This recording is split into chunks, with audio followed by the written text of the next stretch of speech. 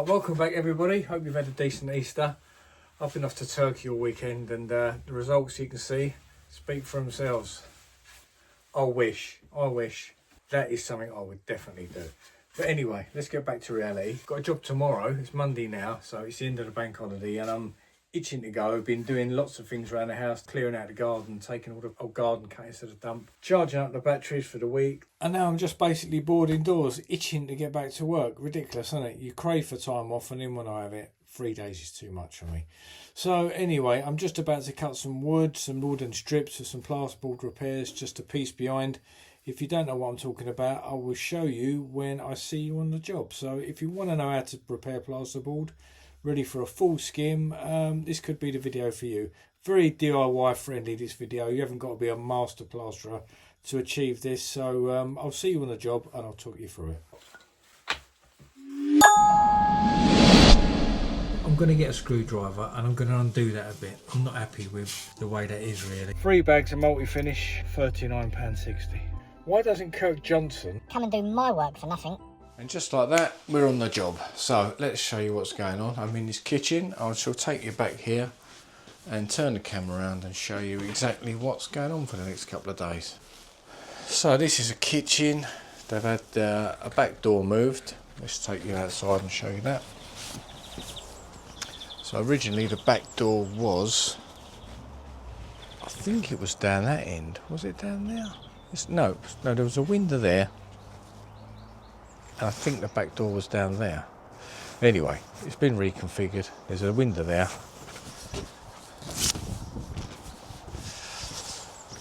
There will be a window there. They've had a new door fitted here, which looks absolutely lovely. Lovely sort of stable door there. So anyway, inside that means all this has got to be made good. There's a lot of chopping out where electricians have done bits and pieces. You can see that there to be made good. Loads of making good. That's staying. That's staying. And then further down we've got some holes here to be made good. Another one there. Another old one to be filled in there. And there's a window going in here at some point, so all I'm going to be doing is just going to put a thin bit of plasterboard just down here so it can create a return for my bead to go on. Then once they fit the window I can come back and come across with another bit of plasterboard, and I would imagine there would be maybe a cavity closer in there, I'm not sure. Anyway, that's that. And then on this side we've got some making good here. Some old dead bits to fill up there. Same there, it just repeats really. Make good when there. Dead one to fill up there. And some making good there. And then just literally making this wall good and bringing it just down below worktop units, because I think most of this is going to be covered when I have the kitchen fitted anyway. So I'm just literally making good, sort of from worktop height up, just blend it in. So that's it really. So that's me for the next 2 days, nothing too drastic. So let's get on. So the first thing I'm going to be doing is piecing in all this plasterboard.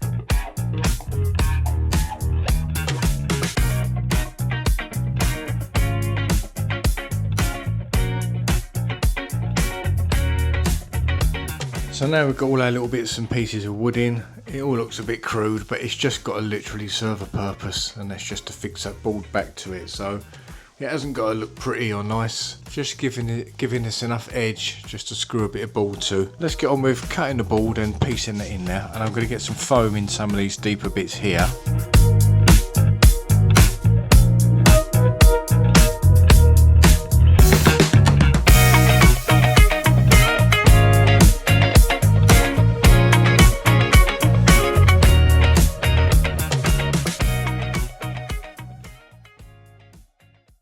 So there we are, I've just put them in really quickly, really crudely. Looks like a bit of a bodge, but to be honest, all I'm after is a solid background for my plaster to sit on. I'm going to be getting a bit of expanding foam out, so any of these little gaps like that, I'll just shoot a bit in there as well, and that will tidy it all up. Same with that, I'm not going to muck about trying to get things exact, you know, to look great just for YouTube, just for the camera. I'm just showing you this, how I would really do it. Like, I mean, that looks absolutely terrible, but once it's got a bit of foam in it, cut it back. Obviously all these walls are going to be PVA'd or SBR'd. They're going to go scrim across all this, so you ain't ever going to see that that was like that. But what I want to do now is I just want to get a strip of plasterboard just around these edges so I can stick a bead on, so I can skim up to here then, and then basically all the kitchen sink and everything can be fitted in here, and all I've got to do is pop back and skim these returns in. So we're nearly there with the plasterboard in now, so you can see what I've done there. This is what I meant. I'm just putting a slight return round now, just to get a bead wrap round there. Same with this side, and it leaves me that to fix to next time.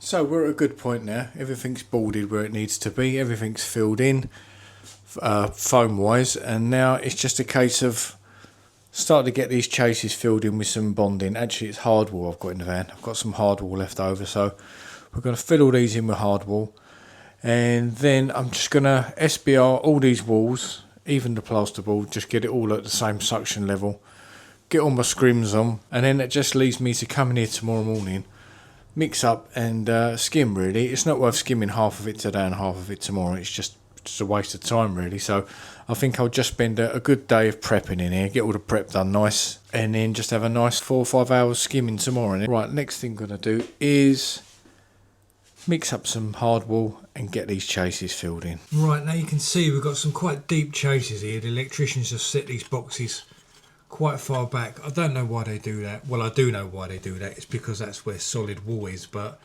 instead of maybe putting a pack on it and bringing these boxes out flush, they set them right in, as you can see here, and it makes it a real pain in the arse to try and get your plaster to sit on something. So that's really going skew if anyway. If I show you that, you can see that box is really slanting from right to left. It's going right in, so I'm going to get a screwdriver and I'm going to undo that a bit. I'm not happy with the way that is really. Same with this one. This one is leaning right forward. It's further out at the top than it is at the bottom, so it's kicking out. So all these things really make a plasterer's job a lot harder because you haven't got a decent edge to work to. So I'm going to just get a screwdriver. I'm going to undo these slightly. I'm going to pull them out a bit, and I might even squirt some foam behind them, and then that'll give me an easier run then.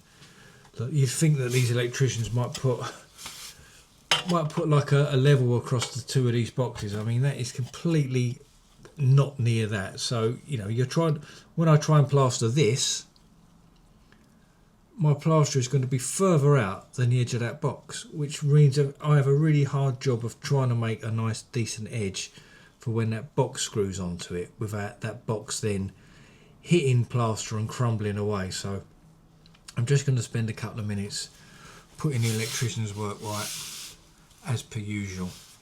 Let's start with this one.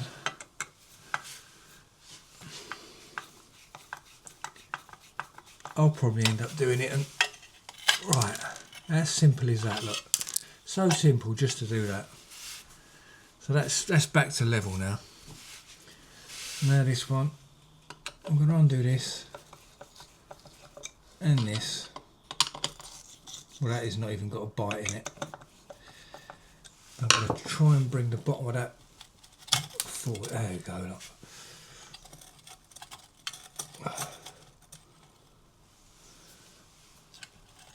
Right. Now I've got a much better chance of finishing my plaster to the edge of that box and having a nice square edge, so when the face plate goes on, it's not pushing against plaster that's really neither here nor there, and that's when you start getting cracks around the edge of your plaster boxes then. So I'm going to get a little hoover out, I'm going to hoover all the dust behind these, and then I'm going to squirt some foam in them, and I'm going to set them to where they should have been set when they were done. But please take a bit more time when you're doing this sort of stuff, because especially nowadays with the sockets that people want these lovely thin face plates on top of this, and if we can't get that lovely and flat, it makes everyone else's job, the plasterer, the decorator, it makes everything harder. So I'm just using my little Makita cordless hoover. It's really good for these little jobs when you don't want to get a big hoover out. Just get that, suck all the dirt out. It's even got a blow feature on it as well if you want to blow dirt out of stuff.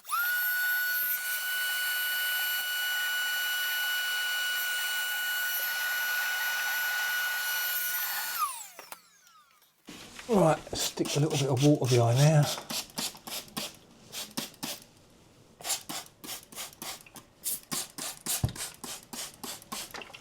And now we'll attempt to get these straight. Right, so I think that's going to need a wedge. That's got to come forward. I'm going to get some wedges. Bear with me. Right, let's try and wedge that out. Right, that's better.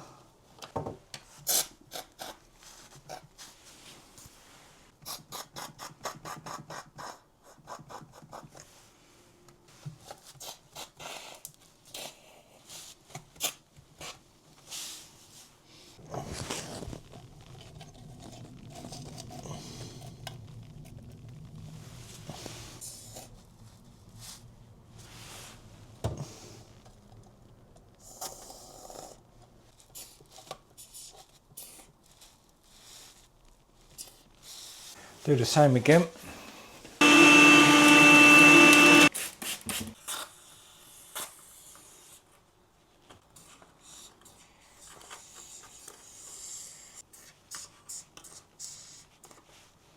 I'll let that pick up. I think I'll go and have a cup of tea. I can cut all this foam back off. And I can get all this filled in with a hard wall. Now I'm just sitting here having a cup of tea, and my subscribers, I'm 9 away from hitting 1,000, right? Which is brilliant. I'm really pleased with that.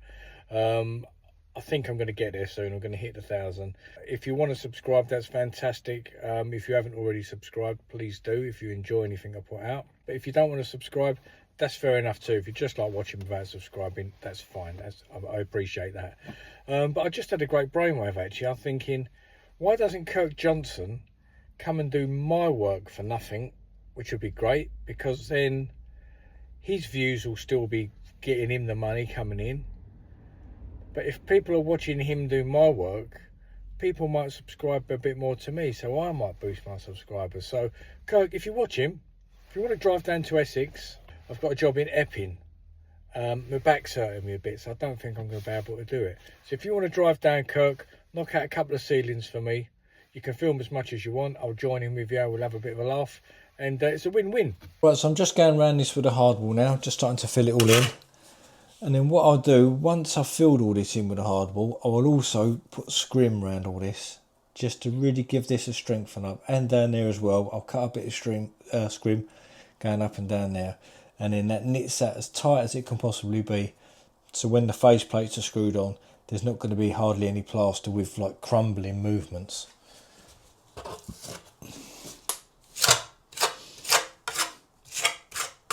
And make sure you really push this into the gaps behind these boxes. Don't just face it up, go again, so you're pushing it into it. Because believe me, once they put them face plates on, if you haven't done that strong enough, that'll all crack around the edge, and then you've got filling and repairing going onto a brand new bit of wall, and it never looks good.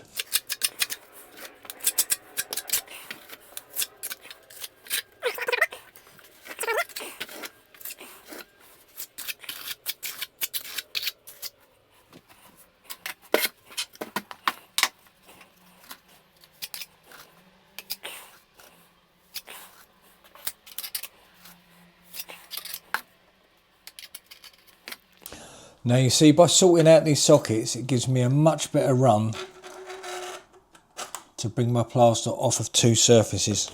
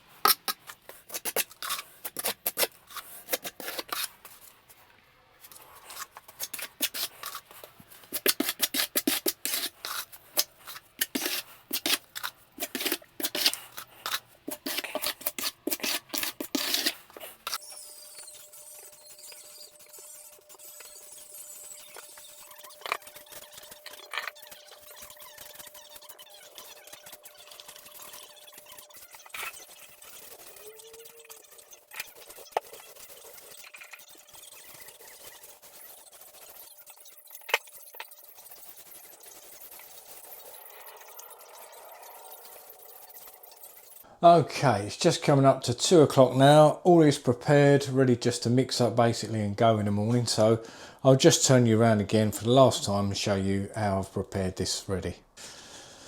So scrimming up is the key in here. So it's all been scrimmed, all these edges as well, because they were a bit rough to be honest. So I've obviously got to stick beads on there tomorrow. And generally when it comes to ankle beads, I like to set them in to the plaster. I like to mix a bit of plaster up. I like to put the plaster on and I like to set the ankle beads in. I wouldn't want to fix them now because I've got a feeling that there's some discrepancies here. So you could be fixing beads and they're trying to do that. So I like to build it up and then set them in, and that way you're pushing them in and you're making sure the corners are nice and meeting them. So that's that. Yeah, all is scrimmed there. I've just gone everywhere really. Roger Bisbee, belt and braces with a scrim, just down every edge. Every conceivable failure point has been scrimmed over. And I always do this on these little sort of drywall back boxes. I always scrim around the edge of that because these have got a habit of wanting to pull out, and then again that can leave a nice little crack round once the electrician screwed it in and it pulls a bit. If you just do that, it eliminates that as much as you possibly can as a plasterer anyway. Same with that one, that's all done, that's done. Same round them little repairs, scrim all the way around. That one there, back box is looking much tidier now. They're all sitting straight and scrim there. I'll just trim the edge of that scrim off tomorrow. I won't obviously overlap it that much, but so everything is literally knitted together as much as you possibly can. And I don't think no one can ask more of a plasterer than that really. You know, you're thinking of every eventuality. I just think it's a sign of you know, doing what you can for the customer, because the last thing you want is in 2 or 3 months time when this kitchen's all done and they start saying, oh, there's cracks appearing around the plug sockets where it's crumbled on. So you just, you know, do it now. It's a job done then. Just on my way now to the builder's merchant to pick up some plaster for tomorrow. Save doing it in the morning. Get it done, get it out of the way. It's not in your head in the morning. And I'm sitting in a bit of traffic at the minute, but what you've got to do, I think, is turn a negative into a positive. So the negative is I'm obviously sitting in traffic, but the positive is when a beautiful lady passes by, I've got longer to keep my eyes on her, as she have as me as well. But I might be a bald old man, but I still like looking at a pretty girl when she walks past. Nothing turns the head of a man like a pretty girl walking past. My wife will even, you know, she won't mind me saying that. because she's a pretty girl. Oh dear. Right, that's it, all loaded up for the morning. 3 bags of multi-finish with the VAT, £39.60. Got to put the prices up, I think. So what's that? What do they charge? Obviously I know what it is, but I just want to double check. So for a bag of plaster, well, they're 11 quid each, which brings it up to 33, and then there's £6.60 VAT on that, but it's just over 13 quid a bag. I don't know what it is in wicks now. It's about a tenner a bag in wicks now, isn't it? I remember a few years ago, and it was only a few years ago, so it wasn't that long ago. It's not like I'm looking back 20 years thinking of great prices. It wasn't that long ago when a bag of plaster in wicks was, I think it was about £5.75. It was just under 6 quid a bag, and Wicks used to do a deal, and it was 5 bags for 25 quid. Yeah, 5 for 25, so it's a £5 a bag. Because every time I went in Wicks, I used to grab 5 bags for 25 quid. Now that 5 bags, even if you went in Wicks, that 5 bags would cost you 50 quid. So that's double. Plaster's doubled within 10 years. It's fucking mad, that is crazy. Anyway, I'm nearly home. I've had my rant, I've had my rave. But I'm in a great mood actually. The sun's shining on me. Got back to that little job tomorrow, nice and easy. I'm going to go home there and edit this video down and hopefully get it out this evening. So have a lovely sunny evening, everybody. The weather is gorgeous. It makes a big difference, doesn't it? So the next time you see me, I'll be chucking this lot on, getting all this nicely finished, ready for the kitchen to be fitted. Thank you all for watching, and I will see you tomorrow.